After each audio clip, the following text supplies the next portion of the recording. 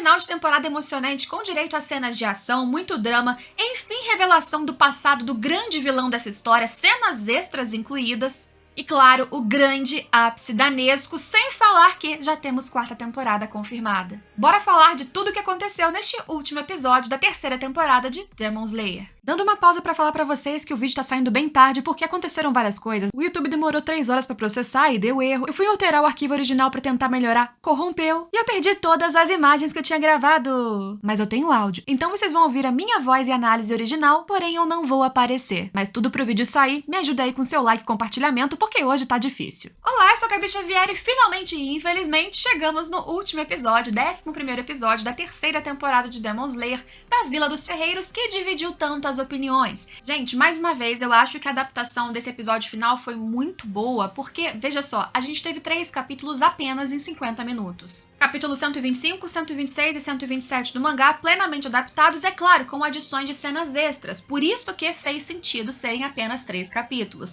E se você estava esperando 70 minutos anunciados, é porque você não me segue, porque eu já tinha comentado aqui nas redes sociais também que nós teríamos mais ou menos realmente 50 minutos por aí, porque eles contam 70 minutos de episódio, incluindo comerciais, e neste caso de hoje, eles incluíram até o comercial após os créditos. Eles contaram com o tempo do episódio final e o retorno do teaser para dar os 70 minutos, por isso que o episódio em si foram 50, e mesmo assim é um longo tempo para só 3 capítulos. Como que eles conseguiram fazer isso? Dando tempo de adaptação. Algo que eu valorizo muito no trabalho de toda a equipe da Ufotable com Demon Slayer é a adição de respiros, de tempo para desenvolver, não fillers, coisas que acrescentam na história, às vezes nem sequer adicionando fatos, apenas ampliando a mesma cena que no mangá era 1, 2 quadros, para toda uma sequência, que você vê melhor as movimentações, ações e consequências de tudo. Para as pessoas que tinham expectativas de que eles já começassem dando uma pontinha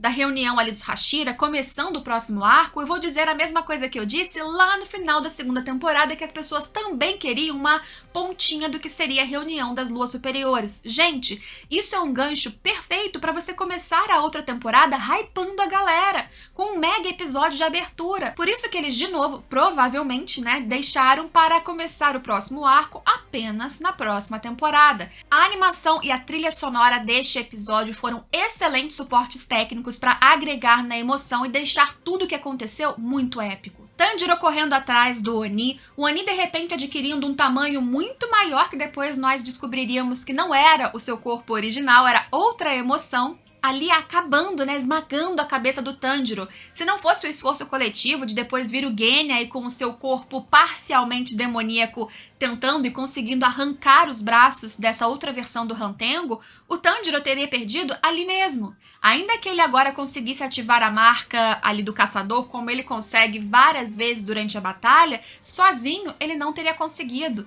Ele precisou do esforço e da ajuda da Nezuko, precisou do esforço e da ajuda do Genya, para ele conseguir chegar perto daquele corpo e cortar a cabeça. Com direito a muitas cenas de emoção, né? Da Nezuko jogando aquele fogo dela do seu Kekijutsu e sem querer atacando o próprio Genya, porque como ele comia partes de Onis e se tornava ele mesmo durante um curto espaço de tempo parcialmente Oni, o seu corpo também era atacado por esse fogo da Nezuko que não faz mal a humanos. Isso para a história foi um recurso importante porque fez com que o Genya se afastasse, não caísse do penhasco junto com Hantengo, Nezuko e Tanjiro e justificasse, portanto, como o drama final do Tanjiro fosse um drama solitário. Não só isso, algo acontece antes deles caírem no penhasco que mostra uma habilidade do Tanjiro que não é comum. Ele consegue utilizar parcialmente uma técnica que faz parte da respiração do trovão, a respiração do Zenitsu. Tanjiro se lembra das falas do Zenitsu sobre como ele utilizava aquela respiração para potencializar os seus músculos e tudo da perna e ficar mais rápido, para que ele conseguisse chegar perto e alcançar o Hantengo. E basicamente tudo é muito físico quando a gente fala da parte técnica dessas respirações. A pessoa que consegue utilizar essa técnica que o Tanjiro acabou utilizando perceberia cada microparte da sua perna, perna, as fibras dos músculos, os vasos sanguíneos, tudo, e como aquilo tem um fluxo de ar. E já que as técnicas de respiração em Demon Slayer têm a ver com respiração, circulação, ar, oxigênio dentro do corpo, se você consegue controlar também este fluxo nas suas pernas, em cada microparte da perna, você consegue aumentar a sua velocidade, colocar o foco nas suas pernas para conseguir correr. Fato é que o Tanjiro consegue fazer isso, e isso, de novo, não é comum. Ele utilizou agora uma técnica da respiração do trovão, ele usa Hinokami Kagura e ele dominou parcialmente, pelo menos, a respiração da água. Então, Tanjiro é um ponto fora da curva e isso são peças que vocês têm que somar nessa trajetória. Ele não é mais forte do que os pilares, mas sem dúvidas ele tem potências incríveis e diferentes das outras pessoas. Mas antes da gente comentar sobre isso tudo, se você tem o sonho de conhecer locais de Demon Slayer na vida real, conhecer o Japão, comer comidas deste anime e de tantos outros, novembro vai ter outro grupo para viajar comigo para o Japão. 14 vagas apenas de 13 a 28 de novembro. O pacote vai ser lançado para quem preencher a lista neste link aqui embaixo. As pessoas que preencherem essa lista vão receber o pacote completo com preço, detalhamento e tudo amanhã, segunda-feira, em primeira mão, antes de todo mundo, porque são só 14 vagas e aí quem receber vai ter chance de fechar antes dos outros. Depois disso, no dia seguinte, aí sim vão ter essas informações disponíveis aqui nesse link para todo mundo acessar. Caídos no penhasco, o que a gente começa a reparar é que o dia tá amanhecendo e o Hantengo continua fugindo. E vamos lá, vamos lembrar, por mais que aquela ali fosse uma expressão, uma parte deste Oni como um todo, que tinha se subdividido, ainda assim ele é uma lua superior. Mas, por causa desse gasto excessivo de força lá na luta com a Mitsuri, Hantengo não conseguia recuperar os seus braços rapidamente, aquilo que foi arrancado pelo Genya quando ele foi salvar o Tanjiro. E por isso que nesse instante ele não tá simplesmente fugindo, ele tá indo atrás do cheirinho de carninha de seres humanos que estavam logo ali e que ele precisava comer porque parte dessa energia dos Onis, ou a força deles por si só, vem da alimentação de carne humana. E por isso que Nezuko sempre foi também um caso fora da curva e anormal.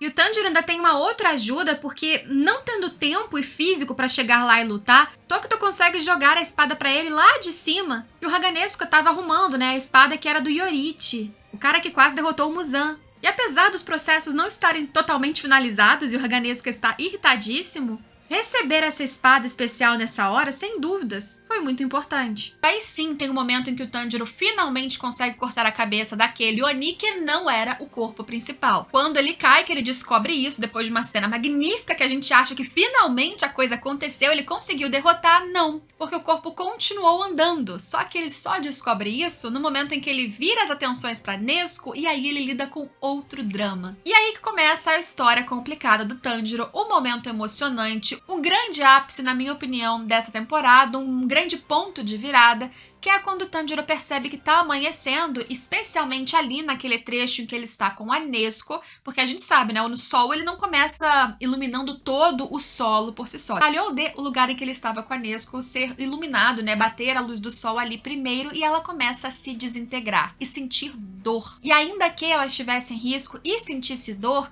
o impulso da Nezuko quando estava amanhecendo e durante esse momento em que ela estava se desintegrando era ajudar aqueles seres humanos. Você vê que o Tanjiro, é claro, ele quer ajudar a irmã. Entendam que isso no mangá foi muito mais rápido e no anime tem aquele slow motion dramático que a gente subentende que tudo aconteceu numa fração de segundos, eles não ficaram ali minutos conversando e o sol demorando séculos pra queimar a Nezuko. Não, foi tudo muito rápido e demorado narrativamente, suspensão de descrença pra gente se emocionar com o anime em si. E nisso tudo, o Tanjiro não queria abandonar a irmã. Ao mesmo tempo que ele tinha um senso de obrigação muito grande de precisar não só derrotar aquele Oni, mas também salvar aqueles seres humanos, ele também queria salvar a irmã, que é o objetivo máximo dele desde o início de tudo. E como que ele ia fazer isso se ele não tinha como a proteger? Ele pede pra ela diminuir de tamanho, mas ainda assim, ele não tinha como carregar a irmã, protegê-la do sol e chegar no Hantengo sem ele matar os seres humanos e fugir em seguida. Não dava. Mas não é ele que tem a decisão final. Nessa fração de segundo, quem tem o impulso, literalmente o impulso que faz com que ele voe em direção às vítimas humanas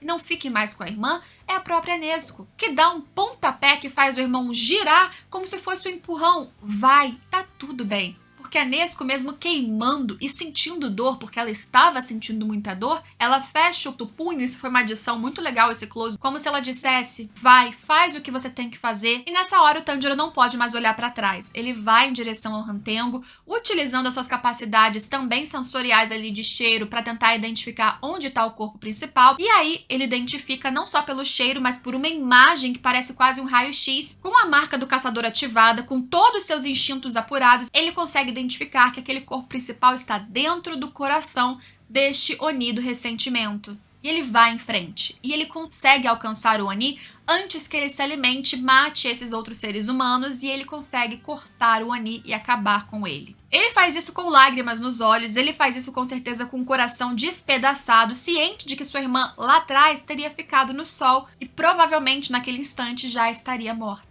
A trilha sonora de todo esse episódio, especialmente nessa hora, foi magnífica. Durante todo esse drama de salvar a irmã ou não, e depois ele correndo, a gente teve a adição de cenas de flashback, de tudo que aconteceu, da irmã se transformando em Oni e de repente o atacando, depois virando esta que a gente conhece, lutando ao seu lado. De novo, toda a trajetória deste anime do protagonista é pra salvar a irmã, e a gente tem outra versão ali de Tanjiro no Uta, que é uma música muito conhecida desde a primeira temporada, tocando ao fundo. Foi emocionante. Demon Slayer, o mangá, é muito rápido pra eu me emocionar ao ponto de chorar, mas o anime dando esse espaço, colocando flashback, colocando trilha sonora sensacional, não teve como, derramei umas lágrimas ali e eu achei incrível. O ápice depois dele conseguindo ativar a Hinokami Kagura, colocando ele mesmo sozinho ali, a cor vermelha, ilustrativamente falando ali, o fogo na sua espada, conseguindo cortar este Oni, finalmente o corpo principal.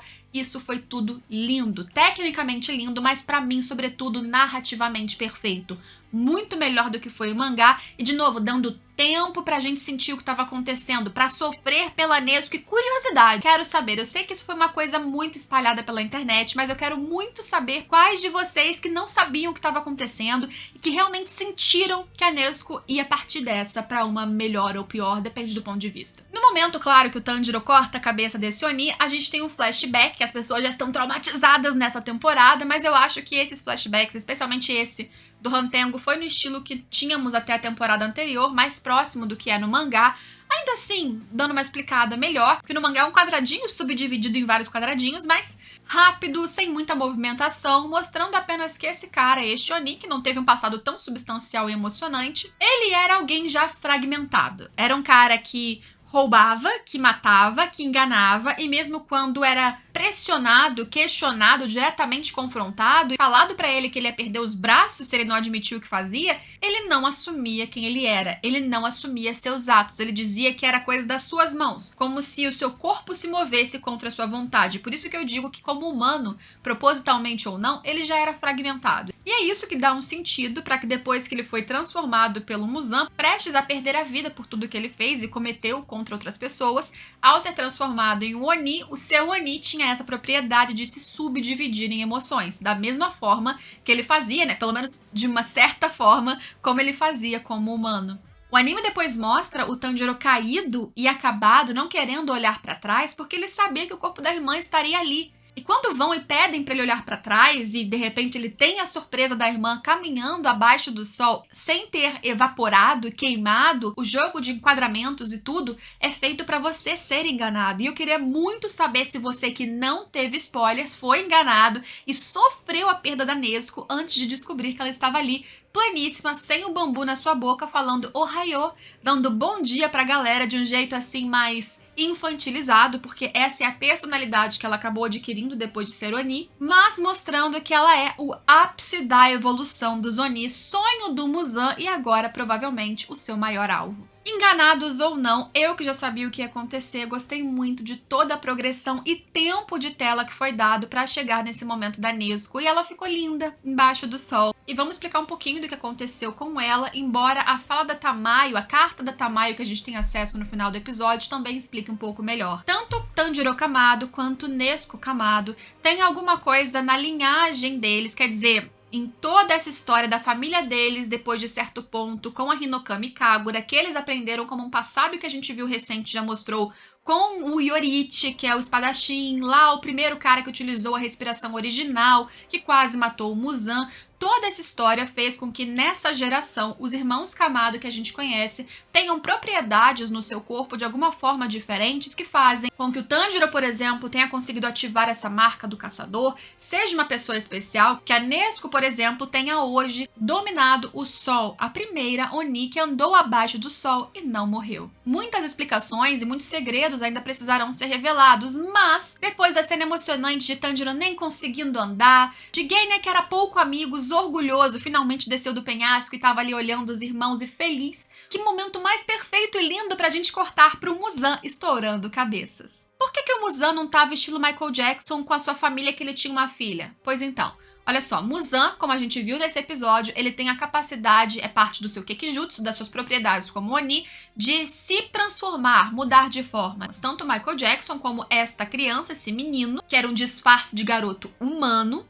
Por que ele fazia isso? O Muzan, ele tá há muitos anos dentro da sociedade, se disfarçando e andando no meio das pessoas, não só para se alimentar, para eventualmente converter algumas pessoas em Onis, mas principalmente para achar dicas, para achar pistas daquele ingrediente que seria a sua dominação completa como Oni, o lírio aranha azul. E a gente tem toda essa explicação nesse episódio. Nesse momento em que ele era um garoto, ele estava se disfarçando de um filho de um farmacêutico, se eu não me engano, que era muito propício, né, muito conveniente para ele ficar olhando os livros, que era justamente o que ele estava fazendo no começo dessa cena em que ele aparece, e tentar achar informações da plantinha mágica que ele precisava. Só que Muzan tem uma ligação muito grande não só com todos os Onis que ele controla, mas especialmente com as luas superiores, que têm a maior carga do seu sangue. Claro, sem dúvidas, ao mesmo tempo que ele estava com certeza muito bravo porque 2 luas superiores perderam, ele ganhou, por causa do Rantengo, da visão do Rantengo, uma informação valiosíssima. Através da visão daquele Oni, daquela lua que era intrinsecamente ligada ao seu próprio corpo, ele descobriu que esta menina, que esta Nezuko, dominou o Sol. Então o sangue dessa menina era altamente poderoso. Provavelmente, se ele ingerisse a Nezuko, ele se tornaria, ele também, uma pessoa resistente à luz solar. E aí, o que poderia parar esse cara? Um simples corte no pescoço? Provavelmente não, se ele é o líder máximo dos Onis e nem todo Oni é derrotado com um simples corte no pescoço. E por isso que ele mata a cabeça da mãe dele, né, mãe adotiva, da outra mulher que estava servindo o chá, porque agora os objetivos dele são completamente outros. E aí a gente vai no flashback, que foi mais estendido e um pouquinho mais bem trabalhado da vida de Muzan. E o flashback começa na era Heian, ou 1000 anos antes do presente de Demon Slayer. Olha quanto tempo que o Muzan tá vivo. E eu achei que combinou muito o flashback dele ser em preto e branco, exceto o sangue ou seus olhos de Oni quando ele se transforma. É o tipo de escolha que deixa as marcas da morte muito mais agressivas quando elas aparecem. Muzan era muito frágil. Ele nasceu com uma condição física, uma doença, que desde cedo disseram que ele não passaria dos 20 anos, mas ele também estava passando, nessa época, por um tratamento de um médico muito tranquilo. Não era ali um médico vilão, nem nada, mas era um médico que estava sempre se esforçando e dando medicamento para, teoricamente, dar mais força para o seu corpo. Ironicamente, a condição que o Muzan tinha como humano deixava ele completamente frágil. Ele não conseguia sair da cama, ele mal conseguia se mover. Vocês imaginem Muzan frágil, fraco, à beira da morte.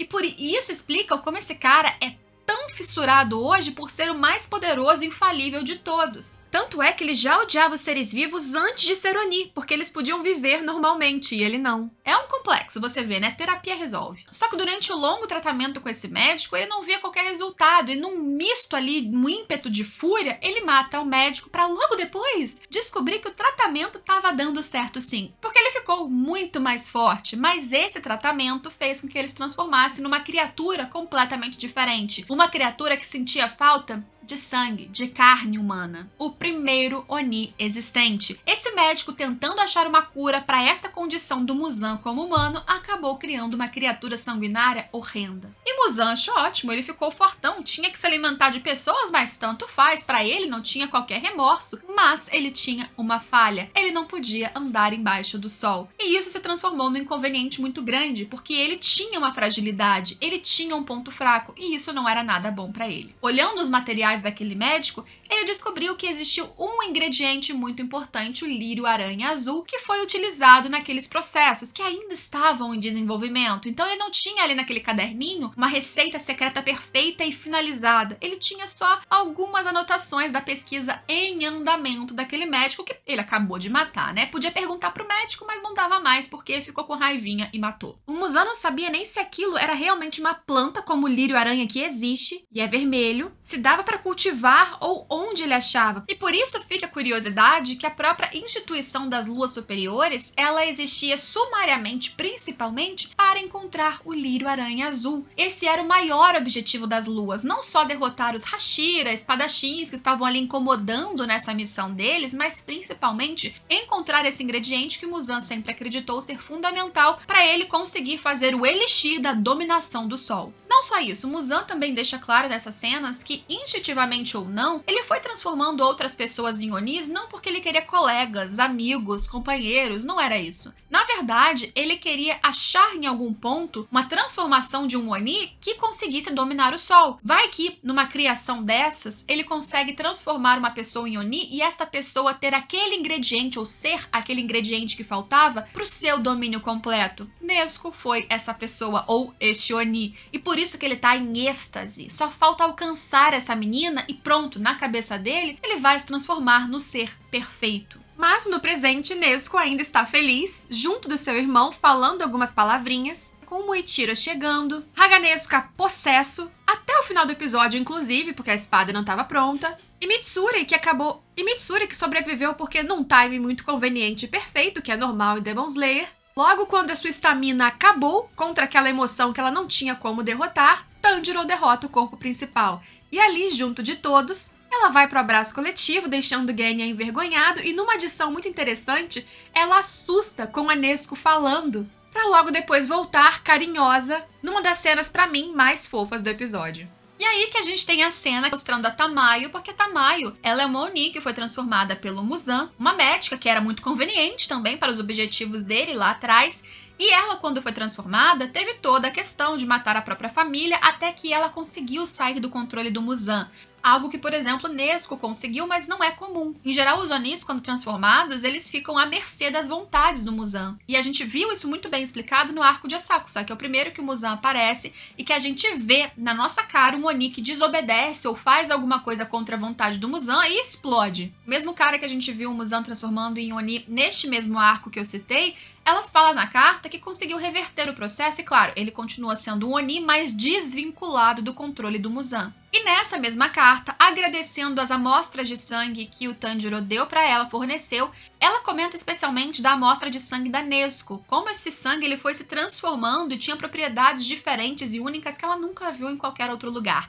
E que ela tinha uma suposição, uma aposta. É bom a gente entender que essa cena toda, pelo que fica ali contextualizado, aconteceu antes do que a gente tá vendo da Nezuko dominando o sol, e desde então a Tamayo já tinha o palpite de que Nezuko poderia algum dia conquistar o sol. Tanto por causa das modificações no seu próprio sangue, tanto porque mesmo com a Nezuko fora do controle do Muzan, ela não parecia relembrar do seu passado como humana e mantinha uma personalidade infantil. Tamayo acreditava que ela inconscientemente bloqueava essas evoluções para trabalhar ou evoluir em algum outro quesito. E veja, foi o sangue da Nezuko que fez com que, por exemplo, a Tamayo conseguisse desvincular aquele cara do sangue do Muzan depois de ser transformado em Oni. O potencial desse sangue para mudar histórias e vidas, com certeza é muito grande, e esse é só um primeiro passo para esse segredo começar a ser mais difundido nessa história. Aí vocês comecem a teorizar, porque, claro, eu não quero falar coisas demais e dar spoilers da frente do mangá. A finalização em si é o que muitas pessoas que queriam muito ver o encontro dos Hashira podem chamar de filler. Eu chamaria de um reforço, um preenchimento para finalizar o arco, sem colocar algo que vai ficar solto do nada, como eu acho que seria um começo de reunião, não tinha tempo para mostrar muita coisa, e ao mesmo tempo também dá aquela finalização bonitinha, aquele tom mais otimista que geralmente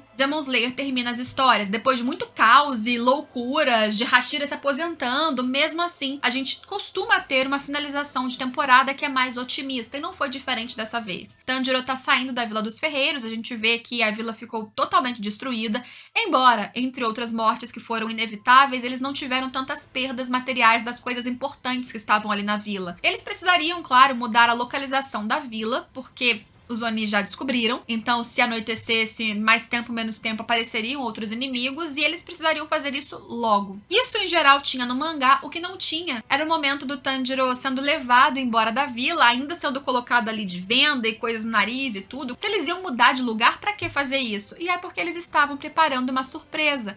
E eu achei fofo, um acalento pra esse garoto que passou por tantas coisas e foi um grande herói. Não só ele, claro, os Hashira sem dúvida foram primordiais pra acontecer o que aconteceu, Genya, Nezuko, mas ali, quando ele estava indo embora, o protagonista, eu achei bonito que o anime tenha dado um tempo para os ferreiros que estavam ali mostrarem gratidão, para mostrar que nessa organização como um todo, as pessoas elas ficam gratas quando são salvas, elas entendem a noção de unidade, que é uma coisa que, por exemplo, o Muichiro Tokito, o Hashira da Névoa, no começo desse arco, não tinha qualquer noção, perdeu as memórias e não sabia mais o quanto era importante essa codependência de um colega, de um amigo, de um companheiro de esquadrão com o outro. Por isso, pra mim, sim, foi uma boa finalização, não é o ápice. O ápice foi lá, terminou com o Muzan explodindo cabeças e depois ele volta com um anúncio, é claro, da 4ª temporada, um teaser rápido, mostrando todos os Hashira que temos até então, incluindo o Uzui, só pra dar um contexto de que teremos um próximo arco, uma próxima temporada já confirmada, o arco do treinamento dos Hashira, e é sobre eles. Então, eles estão na sua tela. Aí você quer saber se o Uzui vai aparecer, vai falar alguma coisa, vai na reunião? Gente, aí vocês têm que assistir. Só fiquem com este hype, esse pequeno teaser, essa pequena adição de trilha sonora